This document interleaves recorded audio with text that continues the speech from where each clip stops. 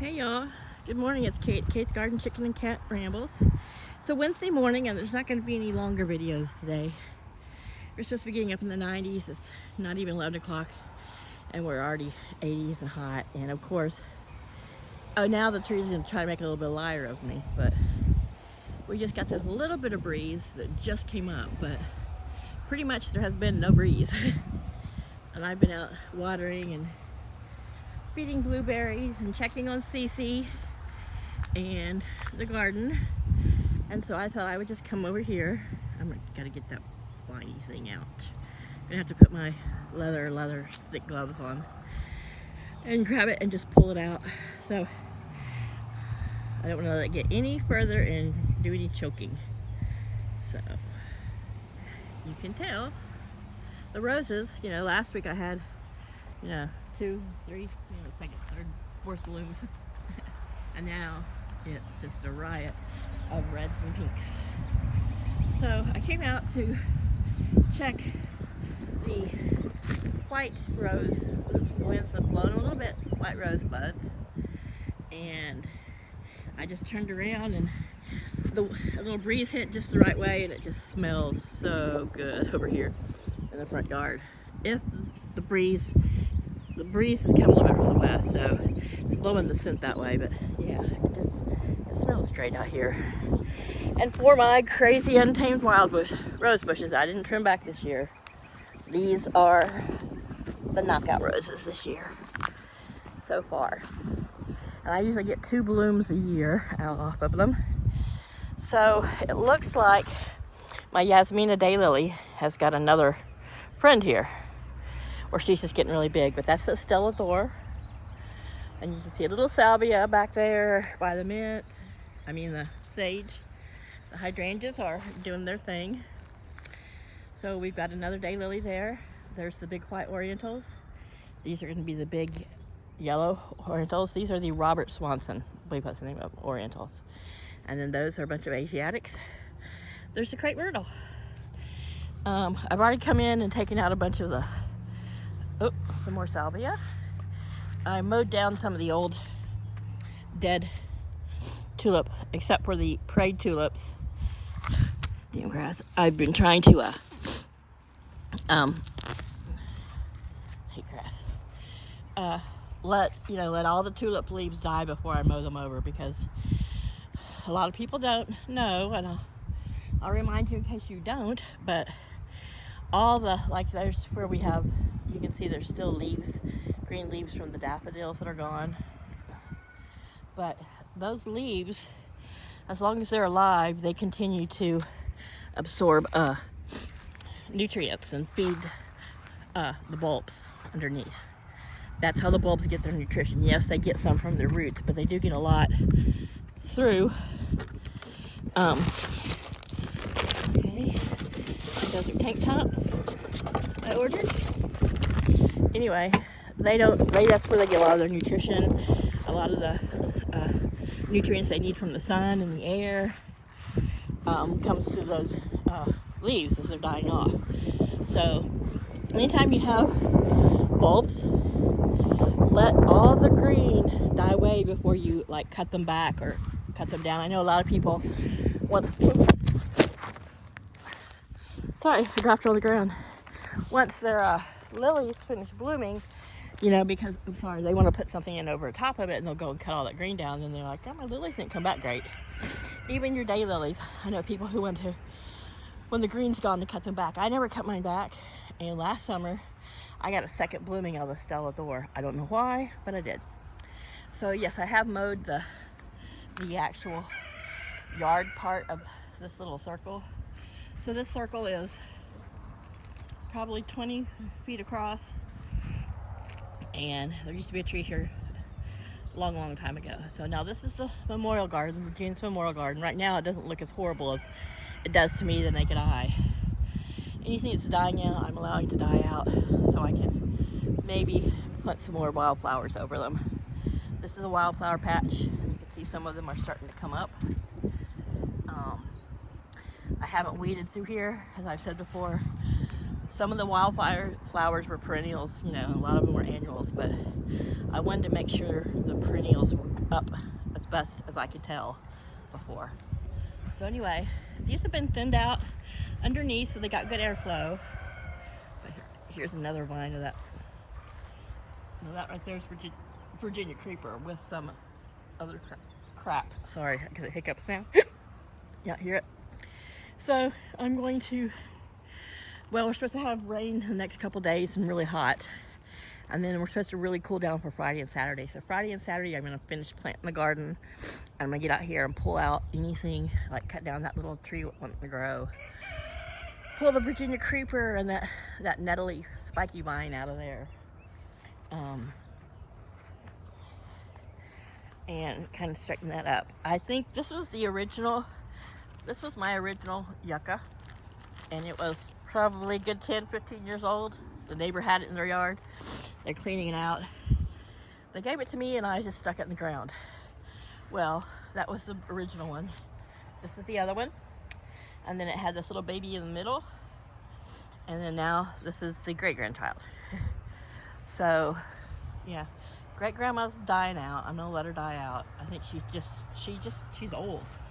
And so, I could probably thin these, but you know what? Dealing with yucca is not for the faint of heart. And to me, it's something you need to do when you can wear long sleeves and some face covering, and they make a big root. So I may just let them continue just to spread hair and to be the yuccas. But look how much. It's not even been a full week, I think. And these stalks are 3 times the size they were. They were like, it's there? Yeah. They're at least 3 and maybe almost 4 times the size they were when I first filmed them last week. They grow fast. So this has probably got another 6 feet to go, 5, 6 feet to go. Right now it comes right just at my breast level, the bottom of my breast. So, and I'm 5'7", so we can kind of just guesstimate. But it'll be beautiful flowers when it's ready. So all right, there we've got dark pink, light pink, red, and more of a fuchsia. So that's where we're at right now. So I'm taking this in. I'm sweating into my eyeballs to the point that my eyes are on fire. So the garden's in full sun right now. Little Missy Miss thing is not getting up, Miss Cece. She's had some blueberries. She got some of the hen house, a little bit of the hen house, 1/4 cup of the hen house reserve this morning. Maybe more, kind of a 1/2 cup. And then tonight she will just get chopped greens. I might do her a little scrambled egg, but probably not. She's just going to get chopped greens with some crushed some ground flaxseed on it. I might give her just some plain pasta, but probably not. She's probably going to get, you know, the food I give them is Kalmbach in-house reserve, so it's full of whole grains. She's got about 5 or 6 fresh blueberries in there, and then tonight she'll get greens. And maybe a little grain if I think she's hungry, but I've had to move her from where she was. Got this mail in my one hand and I can't hold the camera very well. Oops, sorry. So her butt, see where her water is? Well, she was facing that from a different angle. I've put it up on a little ledge, and I'm thinking it's actually just a 2x4 because I didn't want her having, so I think I'm going to take that little food dish and drill a hole in it and attach it to that 2x4 also. So she has to she has to get up, crane her head to get to it. And she has moved a little bit because I made her dish so she couldn't reach it without having to get up and move, at least take a step or flop over. But like I said in the video yesterday, I pick her up sometimes and I just hold her underneath her breast and hold her, and then I just, you know, she's gotten pretty good where she's not as frightened of me, but she'll get tired of it and she starts kicking her legs and flopping her wings. She wants down. I just let her kick and flop because at least that's exercise.